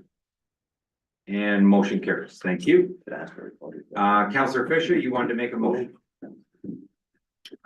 About these, what, we need a motion, we just can't ask for a report from staff? You can give direction, but if you Yeah, I ask would for a make it- report by motion, there's always a record of it. Okay, I would make a motion requesting staff Investigate. Various investigate options research for the various possibilities on EV Zambonis, please. Ice surfacers.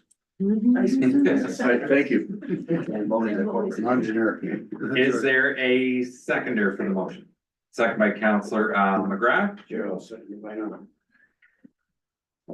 All those in favor of the motion? And motion carries. Now we are down to the CAO's report for the South Fire Department Public Works Consolidation Assessment. Go ahead, Brett. Yeah, so I'm not gonna go through the report. I think it's pretty self-explanatory. If anybody has any questions about it, more than happy to answer them. It was kind of a bit of a really high level kind of analysis to figure out. And really all I was trying to do was figuring out how much do I need and how early can I possibly bring that project forward? And that's kind of really what I was trying to achieve. Now, the numbers I got are basically again, high level, so I'm confident in the numbers we got for what we would get for selling the buildings, because I got those. But until you go through a detail, not detail, but some preliminary design work to sort of, figure out how big the building is and what spaces you need in it. in consultation with both Public Works and the fire station here in Seaforth. I'm not really gonna know a really true number, because the number I got, the contractor was just saying, kind of build me this with this many bays and, kind of give me at least an order of magnitude cost. So there's potential being able to pull that number down. On top of that, as Mayor McClellan said, the market's good for large construction right now, just because everybody's a little bit hungry. But we can sort of get some better sense as to what cost might look like on a more refined scale than just sort of we might spend a little bit of money just doing some preliminary design work with, some architect or some designer to kind of put some drawings together, spec out some spaces and kind of make sure it works. But I think it's a good investment at this point in time, because if you don't do it, you don't spend it, if you don't decide not to go forward right now with it, whatever it is, 10, 15 years down the road, we'll have a base plan to start working from at that point in time. So it's not wasted money. I did have this discussion with Brad a few days ago. And maybe we need to leave it up to the deputy mayor and myself to, kind of see the flavor at county council tomorrow. It was Huron County that first proposed a joint fire hall EMS station. I can tell you that the staff up there are still in favor of a new EMS station being built in Seaforth. They want to get rid of the one out on Highway 8, what they call the Tucker Smith base. Staff had mentioned a number of times in the council chambers that it would be a decision of council of when they're ready to pull the trigger and spend the money.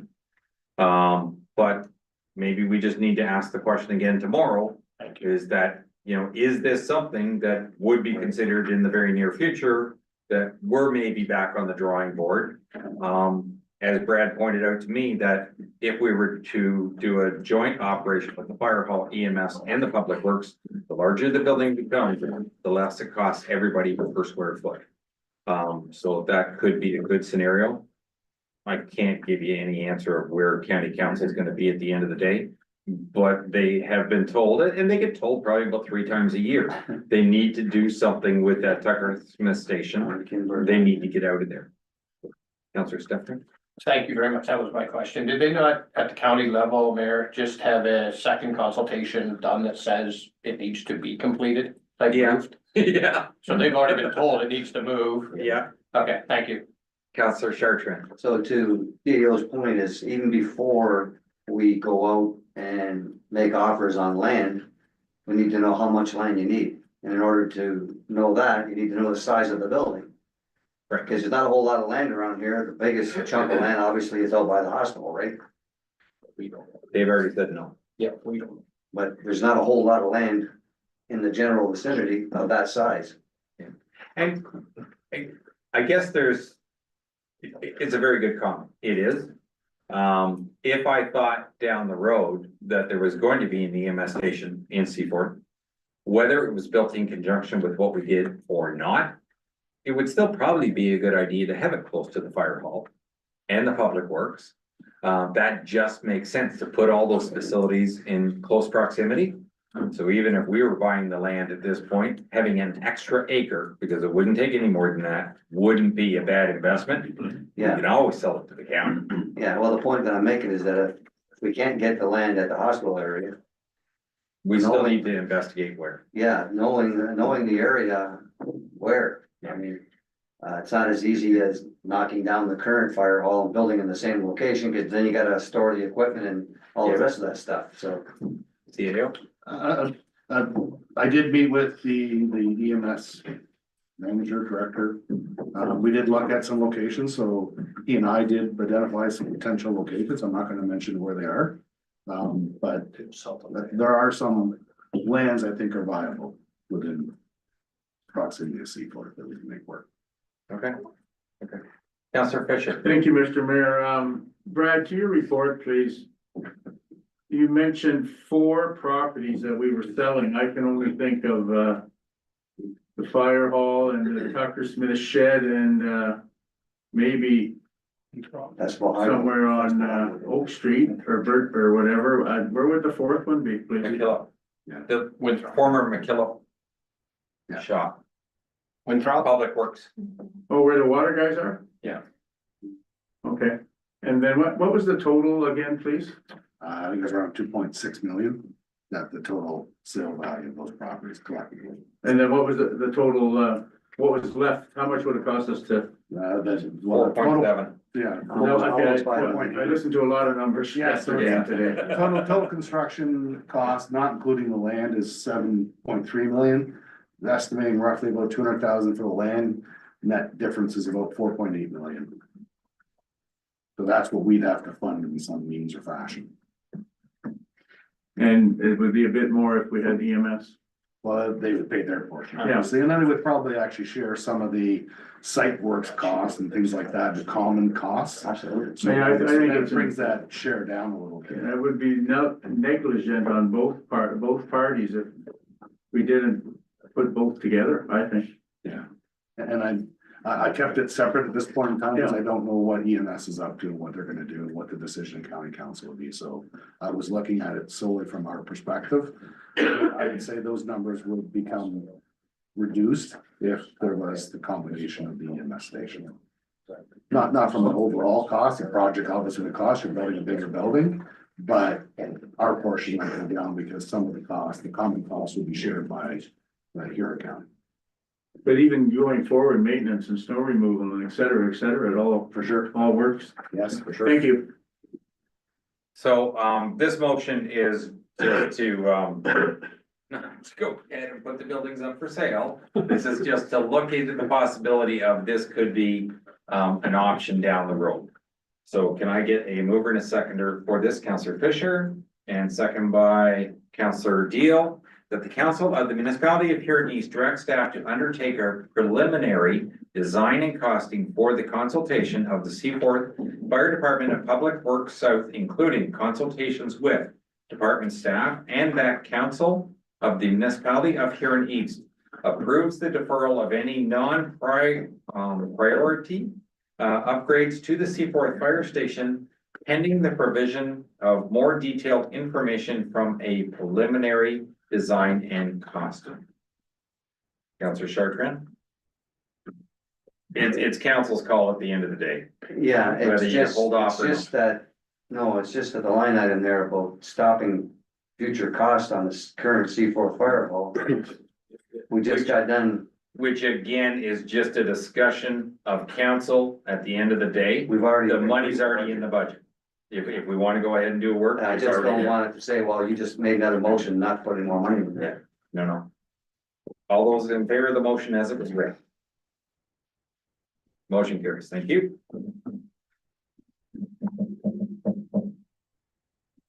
Can I get a mover and a seconder for the, library motion?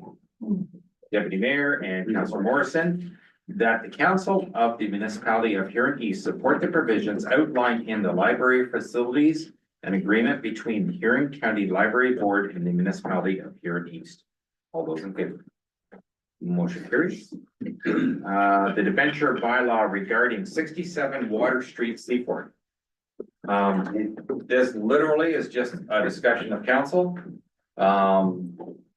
I guess the bottom line is that if we agree to do this, we're protected because the cost of the debenture can always go back onto the property taxes. And if I understood the report correctly, the province even gives us priority when we do something like this. But this is really just helping a person out, and they've already got their neighbors agreement to help them out. So I guess my question really would be, why wouldn't we do something like this? So, Councillor Chartrand, you're moving it? I'm moving it, I mean, I've been involved in it, I know Jenny's done a lot of work on this, and knowing the house itself, because it was 2 doors away from where I lived for 14 years. It's so small, the yard, they can't put any conventional type of system in. And it really is kind of a hardship case as far as being able to upfront all that money. And we did the ventures for the 85 people along Kippen Road, so there's no reason why we can't do it here. Right. It won't fall back on us. There's no risk. Okay. So I'm in favor. I'll make the motion. We have a second. Counselor Steffler. And so that the council of the municipality of Huron East consider bylaw 26 of 2025 to authorizing the placement of a debenture on 66 Kippen Road for a sanitary sewer connection. All those in favor? And motion carries. Trash dash community cleanup. Can I get a mover and a seconder, and then we'll expect the questions if there are any. Moved by Councillor Deal, second by Councillor Dalton. The council of the municipality of Huron East supports the trash dash community cleanup taking place on April 22nd, 2025 between 5 p.m. and 7 p.m. in Brussels, Seaforth, and Vanastra, and declares it as a municipal sanctioned event. Comments or questions? All those in favor? And motion carries. We are down to correspondence, none unfinished council reports, and I will go to the deputy mayor. Oh, thank you, Mr. Mayor. I guess our last meeting was March 5th.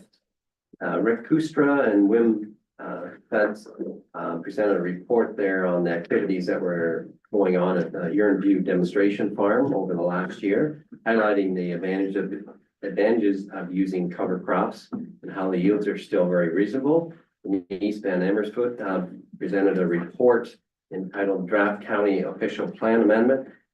This just aligns the county plans with the 2024 provincial policy statement. And Michael Bloomhagen presented a report on loaning the Musatang Bridge Association $300,000 so they could complete their phase 2 for the restoration of the bridge. The Treasury recommended that council do not loan the money.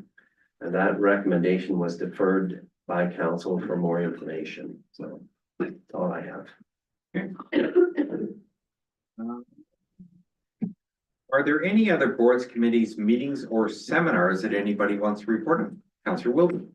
I attended the CHIP meeting last Wednesday, and we've asked all of the councillors that belong to come back to the next meeting.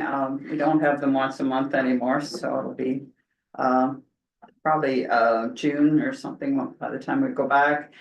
To decide whether after we're whoever's reelected in the next election for councillors, whether we'll continue with CHIP. It has gone on for years, and whether it's worthwhile. And we're supposed to report back how we feel that if it's still viable. I think it is, but one of the things that we did this past meeting was we approved the ATV map, and something like that, as Constable Slowden, I think his name is, said that thing wouldn't even get looked at if there wasn't a CHIP organization. And another thing I have here is Laura looked in because there was a question about measles contamination. The virus lives up to 2 hours in the air and on surfaces.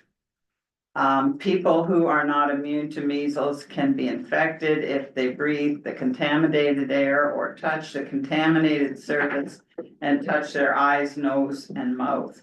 So the reason she looked into that for us is because apparently among the Mennonite population, there are measles. I can add a little bit to your information. Okay. So measles is the most contagious virus in the world. There is none more contagious. It's a lot more than COVID. As far as being able to be passed on.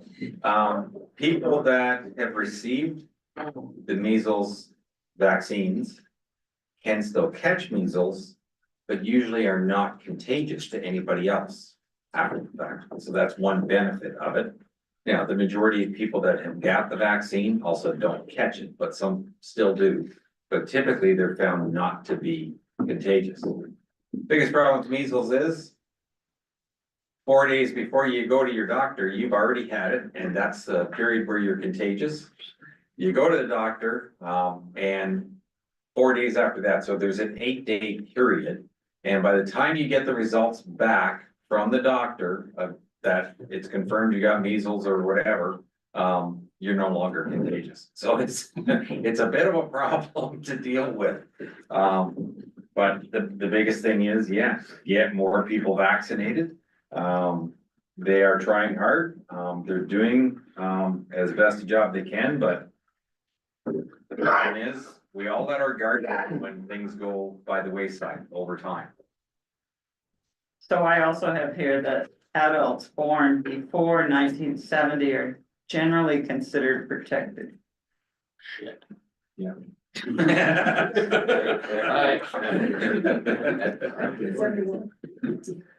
Are there any other boards, committees, meetings, or seminars that anybody has any comments on at this point?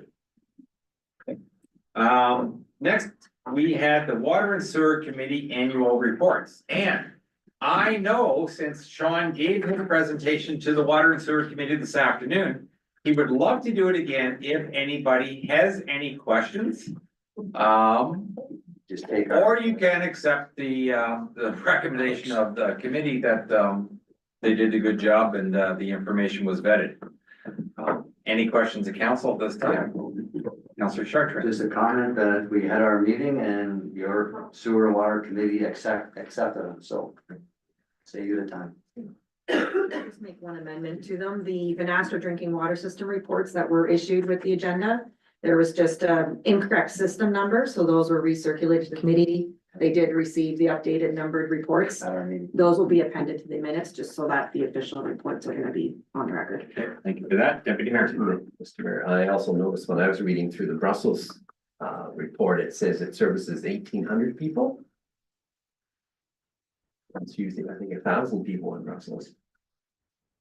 I don't remember that, Sean. I know there was a lot of numbers in there and we asked a bunch of questions this afternoon, but.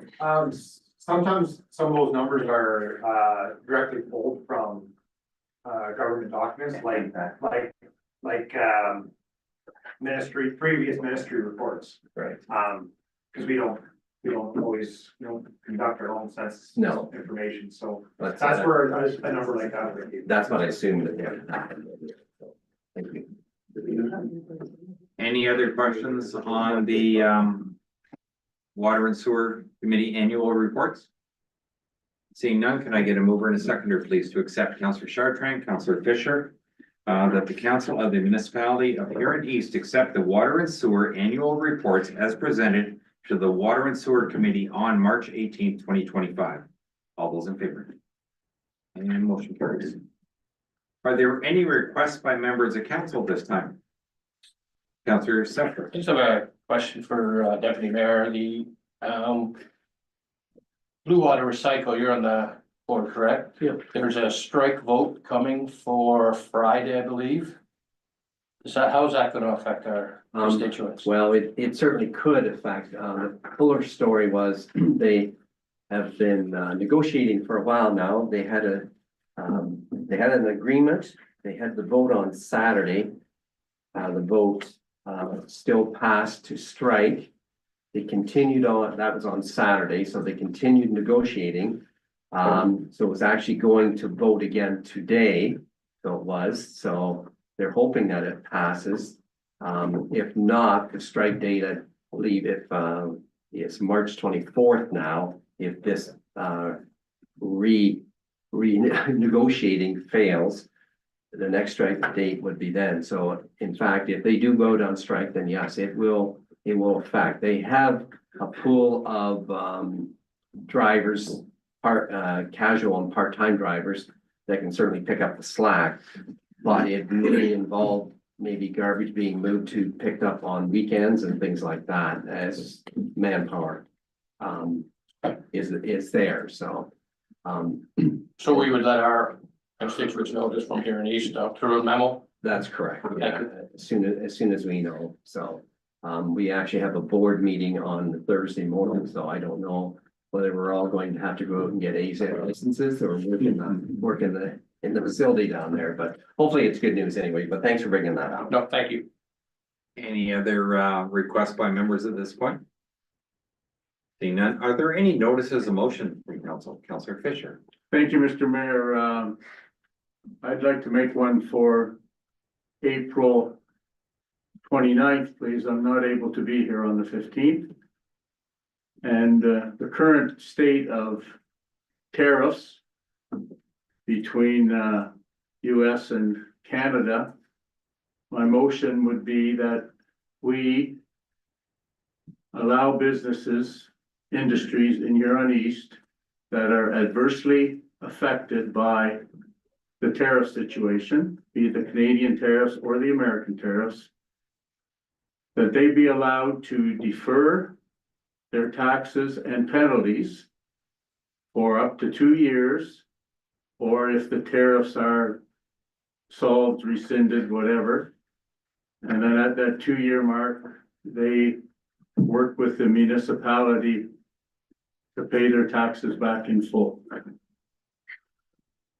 That'll be I really quite a would like discussion. some input from the rest of council. No, we won't have a discussion tonight. This is a notice of motion Okay. that you're putting on the floor. It'll be a discussion when the motion hits the floor. Okay. That's the way the system works, if I understand correctly. Deputy Mayor. Thank you, Mr. Mayor, through you to Councillor Fisher. Would it be all right, Councillor Fisher, if we added on there too, maybe a discussion of council whether or not we buy Canadian, if there's. I would ask that you do that as a separate motion, because they're two completely, they may have the same tagline of tariffs, but they are really two completely different things. One certainly financially has a lot bigger impact on the municipality than the other. I would make a second motion, if I may, Mr. Mayor, for April 29th to ask staff to diligently try to buy Canadian.